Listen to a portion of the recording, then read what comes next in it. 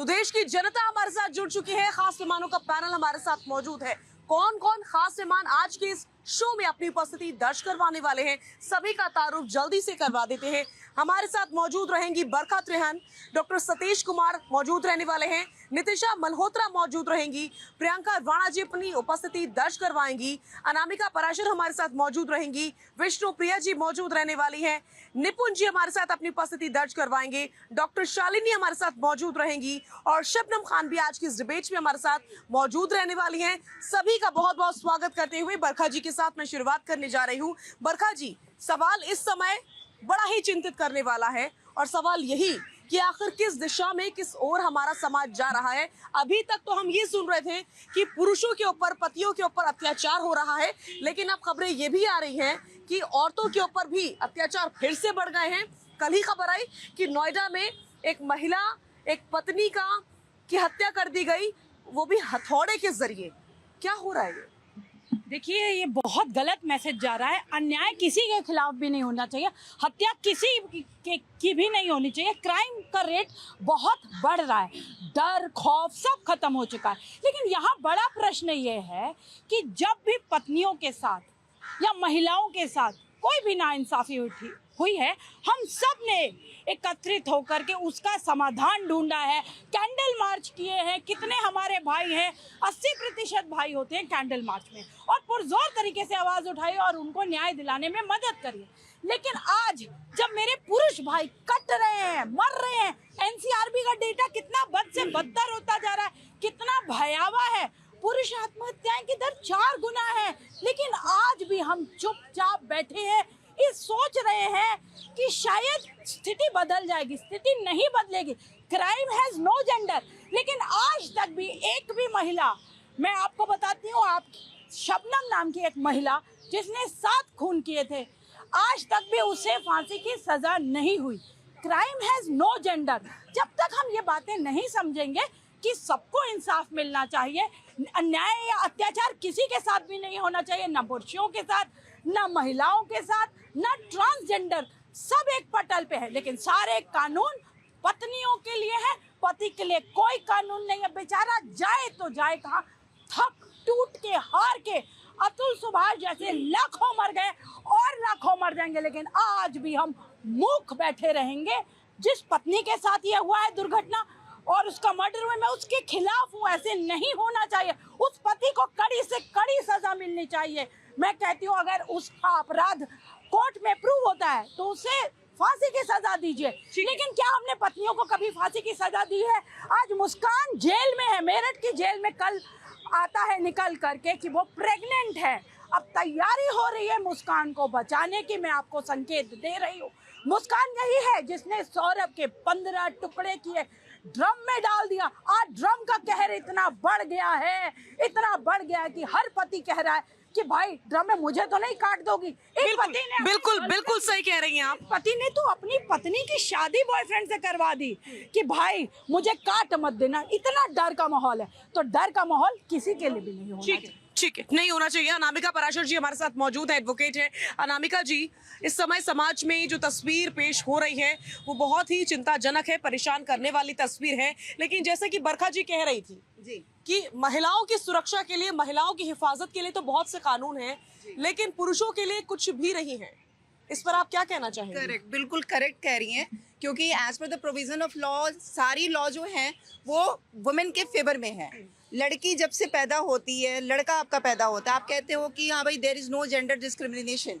है gender discrimination in the law, in the eyes of law. अगर आप देखेंगे, हमारे पास बहुत सारे पुरुष आते हैं जो कि जिनके ऊपर फॉल्स एलिगेशंस होती हैं, वो डाउरी की हो, 354 की हो, छेड़खानी की हो। अगर लड़का लिविंग में रह रहा है, लड़की वहाँ सेफली निकल जाती है, लड़के के ऊपर रेप एलिगेशंस आ जाते हैं कि भाई इन्होंने फॉल्स मैरिज प्रॉमिस किया। तो there are so many things, if you go through the law you will find it कि लड़कियां इसका अपनी राइट्स के चक्कर में अपनी ड्यूटीज भूल चुकी हैं। आज एक लड़की शादी करके जाती है, वो सबसे पहले अपने राइट्स की बात करती है कि being a Indian lady, being the wife of your person, आपकी सैलरी में मेरा इतना % राइट बनता है। But what are the duties in the in laws house? कोई लड़की बात नहीं करती। तो कहीं ना कहीं ये चीज़ें जो हैं लॉ के अंदर तो ये लैकिंग है। एंड वी शुड, हमने ये पिछले इंटरव्यू में भी हमने बहुत बार अपने चीज़ों में कहा है, कॉन्फ्रेंसेस में भी कहा है कि देयर मस्ट बी अमेंडमेंट होनी चाहिए जिसमें कि हम पुरुषों के लिए भी लॉ प्रोटेक्शन दें। क्योंकि कोई भी लड़का अगर सुसाइड कर लेता है उसकी वाइफ को डाउरी डेथ में नहीं मारा जाता। अगर लड़की कहीं से भी किसी भी रीजन से लड़की की डेथ होती है, पूरी फैमिली डाउरी डेथ के अंदर में जेल के अंदर होती है। बट लड़कों के लिए ऐसा कोई भी प्रोटेक्शन नहीं इनफैक्ट है। ऐसे बहुत से केसेस हैं जिसमें बहुत सारे फैमिली cases शादी हैं। में भी इन्वॉल्व नहीं हुई, फैमिली तो बाहर ही रहती है किसी और देश में, लेकिन जब In fact, डावरी का केस डाला जाता है तो हमारा फैमिली law को भी ये घसीटते कहता है, हैं। हमारा लॉ ये कहता है कि इवन फॉर द 24 आवर्स भी the guys are under the same roof, तो domestic violence will be implicated on that person. तो ये जो लॉ है, ये law that must be change कि लड़कियां भी शादी करके ननद चली गई, उनके बच्चे हो गए, बट यहाँ भाभी आती हैं, डोमेस्टिक वायलेंस में उनका नाम डाल देती हैं। तो बहुत सारी चीज़ें हैं जो कि अगर आप आएंगी तो ये पर डे है। Every day you will find it in the court कि लड़कियां आती हैं, मनमानी एलिमनी मांगती हैं। दे डोंट केयर कि लड़का क्या कमाता है, उनकी एलिमनी की डिमांड इतनी होती है। लड़का कमाता है, कोर्ट आता है, उनको एलिमनी देता है, उनको इंटरिम रिलीफ देता है। तो ये इवन की लड़की अगर जॉब भी करती है, in spite of that they go for the alimony कि नहीं, अगर तुम्हें मुझसे पीछा छुड़ाना है you have to pay this amount. तो ये जो मिसयूज ऑफ द लॉ है that must be amended in our law. ठीक है, डॉक्टर सतीश हमारे साथ मौजूद हैं, एम्स की डॉक्टर हैं, प्लीज जरा आगे आ जाइए। डॉक्टर सतीश जरा आगे आइए।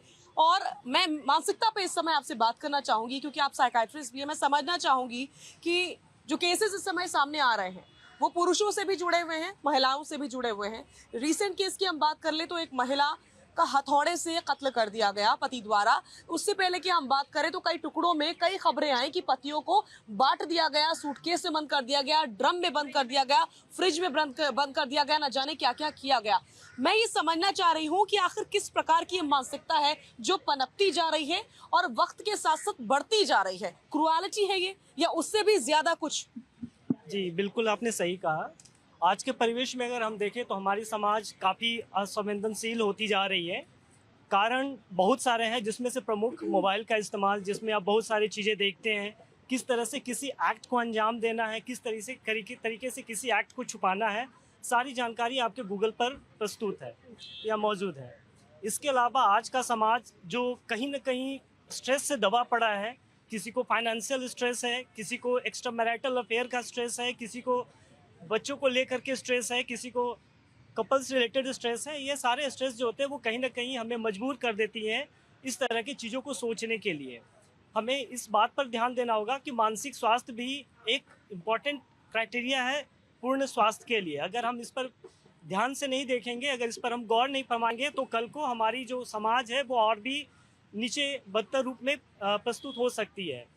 यहाँ पर नशे का इस्तेमाल, इसके अलावा मानसिक विकार जैसे स्किज़ोफ्रेनिया, मैरिटल डिस्कॉर्ड, बहुत सारी चीज़ें आ सकती है जिनको इस छोटे से समय में समझाना थोड़ा मुश्किल है। लेकिन कहीं ना कहीं हमें यह देखना होगा, हमारे अपने मानसिक स्वास्थ्य के बारे में सोचना होगा। लेकिन मैं ये समझना चाह रही हूँ कि आखिर इस प्रकार की मानसिकता कहाँ से पनपती जा रही है। मुझे याद है जब हमने श्रद्धा केस सुना था कि श्रद्धा के 35 टुकड़े कर दिए गए थे आफ्ताब के द्वारा, तो वो केस इतना ज्यादा पॉप आउट हुआ था इसलिए भी क्योंकि वो ऐसा केस बहुत समय बाद सुनने को मिला था।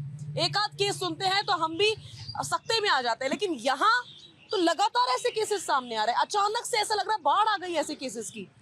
बिल्कुल, इसमें दो तीन बातें हो सकती है। एक तो नशे का प्रभाव, जहाँ तक हमने देखा है कि जो अभी भी रिसेंट केस हुआ है वो कहीं ना कहीं एक नशा का सेवन करता था।